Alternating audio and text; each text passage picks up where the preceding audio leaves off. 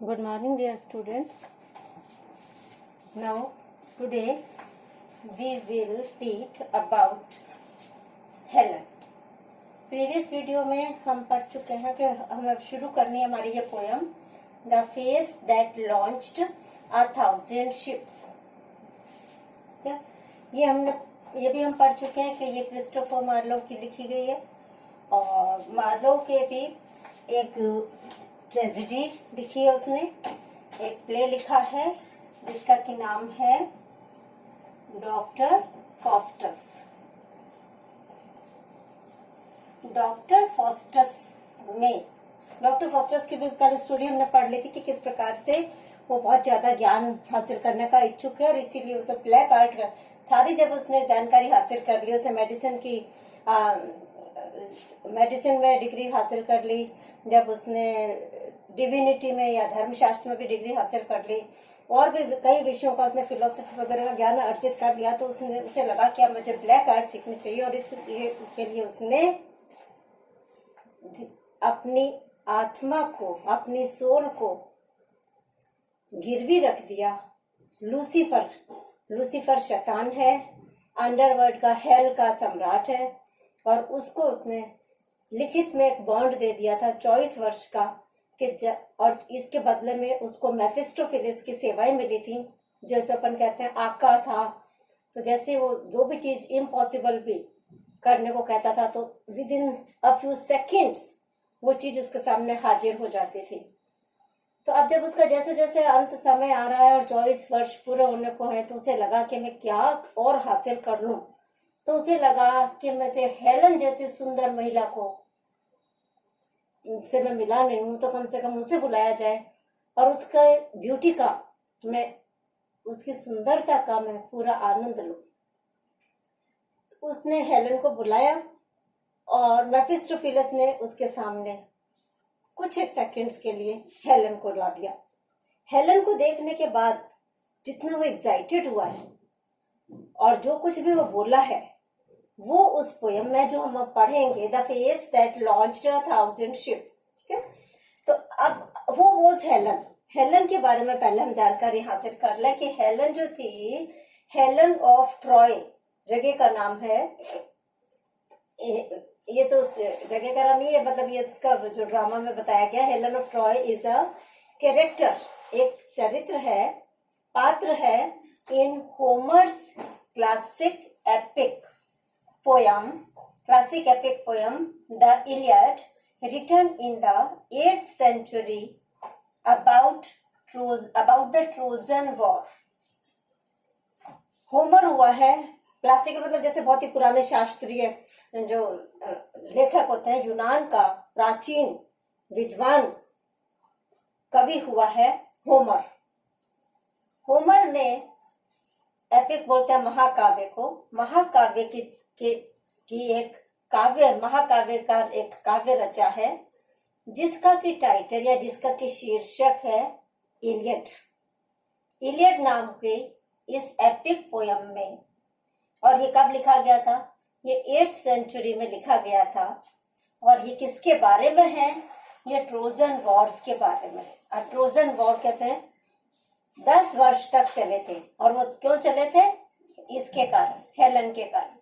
अब हेलन के बारे में और आगे पढ़ते हैं कि इन ग्रीक मिथोलॉजी, जो यूनानी मिथोलॉजी है, पौराणिक कथाओं में पता पड़ता है अपने को उनकी पुरानी बुक्स में कि Helen was the most beautiful woman, उस समय की सर्वाधिक सुंदर महिला थी यूनान की। ठीक है, she was the wife of Menelaus, और उसका विवाह हो गया था और वह पत्नी किसकी थी? मेनेलॉस की पत्नी थी। और मेनेलॉस कौन था? The king of Sparta. Sparta भी यूनान का ही भाग है, छोटे छोटे जो इनकी इकाइयां होती थी उनका एक, वो सब यूनानी साम्राज्य में आती थी। तो स्पार्टा का जो किंग था मेनेलॉस, उससे हेलन की मैरिज हुई थी, तो she was the wife of Menelaus. पत्नी तो इसकी थी, लेकिन पोस्ट मैरिटल रिलेशन, उत्तर वैवाहिक संबंध उसके उसने कर लिए। और फिर उसने क्या किया, जो ट्रॉय का प्रिंस था, शी रैन अवे, भाग गई वो विद पेरिस। पेरिस कौन था? ये पेरिस वो वाला जगह नहीं है, ये पेरिस व्यक्ति का नाम है, प्रिंस का नाम है, राजकुमार का नाम है, प्रिंस ऑफ ट्रॉय। ट्रॉय का राजकुमार था, उसका नाम पेरिस था। उसके साथ मेनेलोस की जो वाइफ थी हेलन, वो भाग गई। इससे सारे के सारे जो यूनानी योद्धा थे, जो वीर पुरुष थे, वो बहुत ज्यादा एनॉयड हो गए, आक्रोशित हो गए। और जितने भी उनके ब्रेवेस्ट हीरोज थे, ब्रेवेस्ट वॉरियर्स थे, फाइटर्स थे, वीरतम योद्धाओं के साथ उन्होंने द ग्रीक आर्मीज, ग्रीक यानी कि यूनानी, आर्मीज यानी कि सेनाएं, फॉट, रवाना हो गई ट्रॉय के लिए। और उन्होंने एक 10 years लॉन्ग वॉर, 10 वर्षों तक का लंबा युद्ध लड़ा गया अगेंस्ट ट्रॉय, ट्रॉय के विरुद्ध में, to win her back. Win मतलब जीतना, बैक मतलब वापस, और हर आया हेलन के लिए। तो हेलन को पुनः जीत कर लाने के लिए 10 वर्षों तक युद्ध चला। इस युद्ध में भी ऐसा कई लेखकों ने या कई क्रिटिक्स ने बताया है कि किस प्रकार से, या इसने 10 वर्षों तक भी ट्रॉय के चारों तरफ जो थी बहुत ही मजबूत वॉल थी, जिसे कि वो भेद नहीं सके, जिसको तोड़ नहीं सके और अंदर नहीं घुस सके। रिजल्ट ये हुआ कि इनको अपनी दूसरी चाल अपनानी पड़ी और इन्होंने एक बहुत बड़ा वुडन हॉर्स बनाया, लकड़ी का घोड़ा बनाया। लकड़ी के घोड़े के अंदर जितने भी वीर थे, उनके सैनिक थे, वो सब अंदर गए और बाहर से बंद कर दिया और बाकी सेना चली गई, डिसअपियर हो गई। उसको देख करके ट्रॉय के लोगों ने सोचा कि ग्रीक लोगों ने हार मान लिए और वो अब समझौता करना चाहते हैं, और इसलिए उन्होंने एक बड़ा सारा ये घोड़ा हमारे को गिफ्ट देके गए। तो वो बहुत खुश हुए, खूब जश्न मनाया गया। उन्होंने रात को दरवाजा खोल दिया अपनी वॉल का और घोड़े को वो खींच करके अंदर लेके गए। और रात को खूब मेरीमेंट्स हो रहे हैं, ड्रिंक वगैरह चल रही है, जिस समय बहुत ज्यादा ड्रिंक हो गई, सब ऐसे हालत में थे।